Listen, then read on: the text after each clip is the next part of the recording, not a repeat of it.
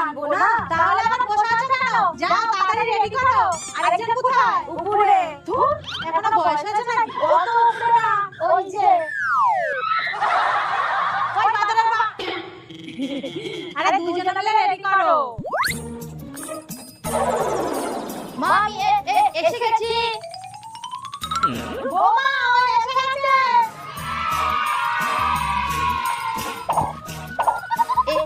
কি আমাকে মালা পরাতে করো? আমি এখনো স্বর্গীয় হইনি। আরে এটা তো স্বাগতম জানা না, এটা স্বাগতম। এই চলো চলো, ঘরে চলো, সব রেডি।